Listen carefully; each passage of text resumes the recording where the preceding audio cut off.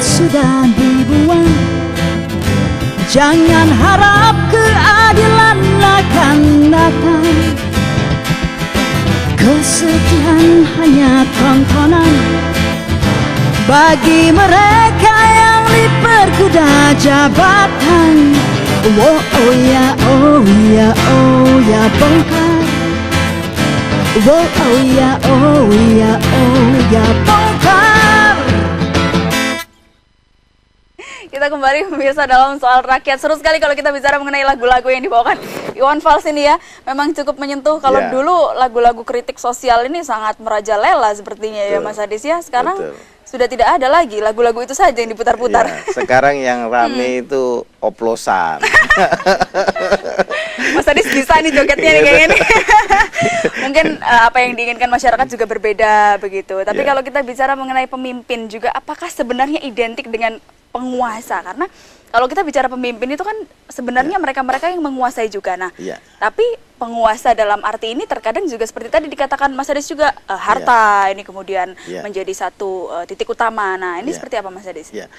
Tentunya ada pasti berbeda antara pemimpin dan penguasa itu. Pemimpin itu mengutamakan kesejahteraan bangsanya, bukan memikirkan pribadi atau golongannya tertentu. Jadi begitu dia sudah disebut pemimpin, dia selalu berpikir bagaimana caranya untuk membuat masyarakatnya itu, bangsanya makmur dan sejahtera. Itu pemimpin. Dia memberikan ruang kepada bangsanya untuk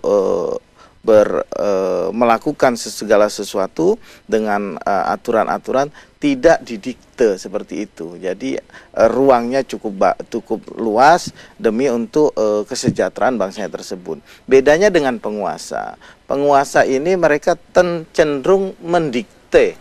Jadi mereka pertama memikirkan bagaimana keuntungan diri dan kelompoknya dulu, golongannya. Itu penguasa. Kemudian bangsanya didikte, diatur, kamu harus begini, gitu ya. Kamu harus begini. Kalau kamu lewat dari yang saya bilang, melampaui itu habis kamu. Nanti ya kita kan pernah juga menjalani era-era seperti itu, di mana kebebasan itu dibelenggu, begitu mulai orang berteriak kan dihilangkan atau seperti apa zaman itu. Jadi bedanya itu. Jadi memang lebih baik kalau menurut saya pemimpin lah, jangan penguasa. Orientasi rakyat dan orientasi kepentingan ini seakan ini ya, jadi dulu-duluan seperti itu ya. Maksudnya? Jadi seharusnya mementingkan rakyat, tapi ternyata kepentingan golongannya seperti yang kadang-kadang kan seperti itu. Mereka mengatasnamakan rakyat, tetapi kepentingan golongannya yang didahulukan gitu loh. Memang itu yang namanya penguasa. Kalau pemimpin itu apapun yang akan dilakukannya betul-betul untuk bangsanya, untuk rakyatnya. Kita ke penonton. Mungkin kalau misalnya kita bicara pemimpin, sebenarnya dari kecil juga mungkin banyak juga yang dipupuk ya menjadi pemimpin ya Mas Adis. Ketua kelas itu bisa loh ya, bisa dibilang sebagai ketua OSIS. Mungkin ada ketua BEM di sini, ada nggak sih? Nggak ada ya? Wakil boleh. Mungkin boleh ngobrol dengan Mas siapa? Tasnya berat nih. Kasih. Dengan Mas Nasrul, dari BEM UNESA. Oke.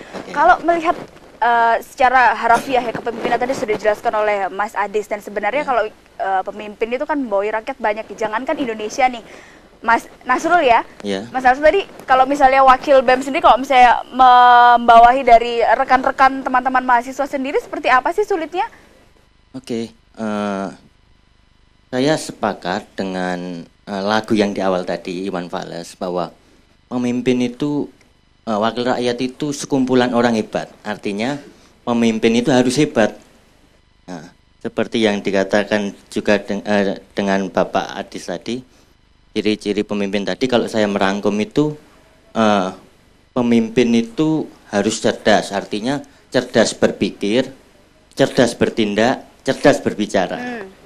Jadi tahu ketika pemimpin memutuskan sesuatu itu, tahu mana yang bermanfaat bagi rakyatnya, mana yang tidak, mana yang menguntungkan, mana yang rugi, mana yang positif, mana yang negatif. Kemudian pemimpin harus mandiri. Artinya seperti yang dikatakan oleh Bapak Adis tadi, bahwa pemimpin itu harus bermental tangguh, jangan bermental lemah, jangan sampai terpengaruh oleh sekumpulan orang atau orang yang dapat menggagalkan tujuan sebelumnya. Kemudian pemimpin harus jadi role model, artinya pemimpin harus jadi contoh, harus jadi suri tauladan. Nah, apalagi ini pasca reformasi ini, Indonesia itu merindukan pemimpin yang tidak hanya membawa negara kita pada demokrasi, tapi juga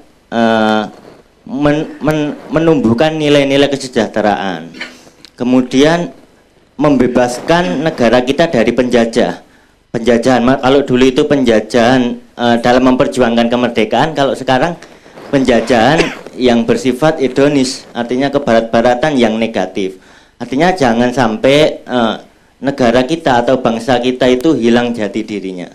Baik, terima kasih. Mungkin sejauh itu, ini kalau melihat pemimpin di Indonesia dari awal sampai sekarang, ada nggak sih yang wah ini pemimpin ideal nih kayak gitu?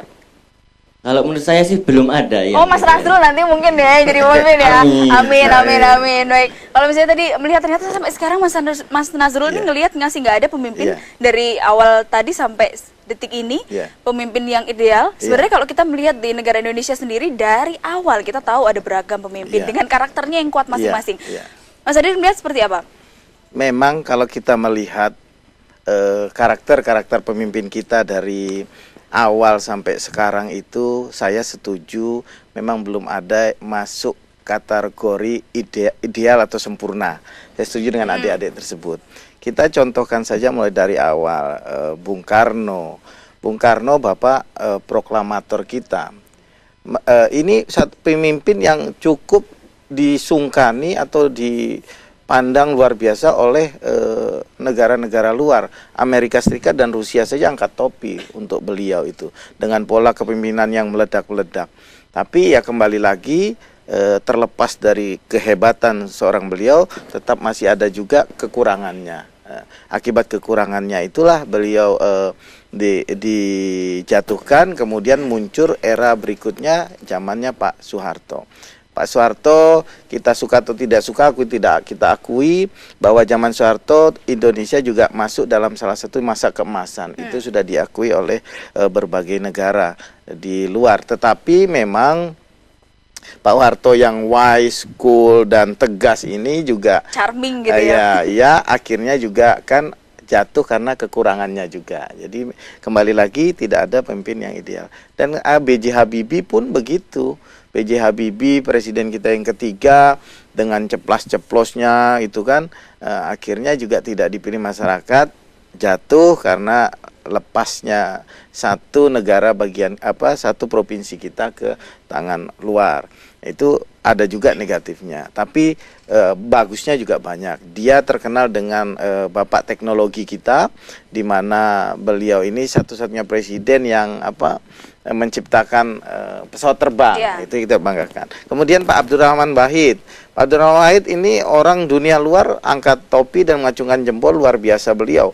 Di zaman eranya beliau ini reformasi terbuka, era keterbukaan, seluruh kepentingan yang beragam yang tadinya istilahnya mungkin dipingit atau ditenggelamkan, itu bisa terbuka semua di era Pak Abdurrahman Wahid. Inilah awal keterbukaan kita. Kemudian Bu Megawati walaupun agak tertutup, tetapi beliau memimpin dengan adat ketimurannya. Jadi kelihatan santun dan lain-lain, tetapi memang kembali lagi ada juga kurangan dari yang 5 itu. Nah, terakhir Pak SBY kita kenal dengan demokratis, pemimpin yang demokratis, kemudian bersahaja, santun gitu kan, tetapi juga ada kekurangannya. Kadang-kadang beliau ini kan terlalu sensitif terhadap kritikan, itu kan kekurangan. Jadi memang saya setuju, kembali lagi kita hitung semua tadi dari para pemimpin kita yang ada memang masih belum ada dalam taraf bisa dikatakan sempurna begitu. Jadi kira-kira kita bisa optimis atau tidak sebenarnya untuk memajukan kualitas-kualitas pemimpin yang ada di Indonesia ini, Mas Agir? Tentunya kami yang mudah-mudahan adik-adik ini, saya yakin kita harus optimis ya. Namanya orang itu harus selalu optimis karena kita kan selalu belajar ya. Baik. Kita belajar dari kekurangan pendahulu-pendahulu kita ini. Nah, dari kekurangan ini yang harus kita tutupi. Baik. Dan kami optimis, insya Allah lah nanti di pemilihan 2014 ini Juli kita bisa mendapatkan Satrio Paningit itu. Baik, amin. Yang bisa Ya. memimpin bangsa kita dengan Penonton baik. masih semangat ya. Kita akan jeda dulu, kita kembali setelah jeda pariwara berikut ini.